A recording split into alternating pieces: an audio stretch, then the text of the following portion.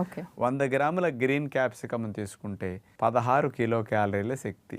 Carbohydrates 2 గ్రాములు, protein 1 gram, fibre 2 గ్రాములు, vitamin C 123 మిల్లీగ్రాములు. ఇవి మెయిన్గా క్యాప్సికమ్ గ్రీన్లో ఉండే పోషకాలు. మరి డాక్టర్ గారు, క్యాప్సికమ్ ఏ జబ్బులు ఉన్న వాళ్ళు లేదంటే ఏ సమస్యలతో బాధపడుతున్న వాళ్ళు ఎక్కువగా వాడుకోవచ్చు అంటారు? ఈ క్యాప్సికమ్లో ఉండే క్యాప్సైసిన్ అనే కెమికల్ కాంపౌండ్ వల్ల స్పెషల్గా 3 ఫలితాలు మనకు వస్తాయమ్మ.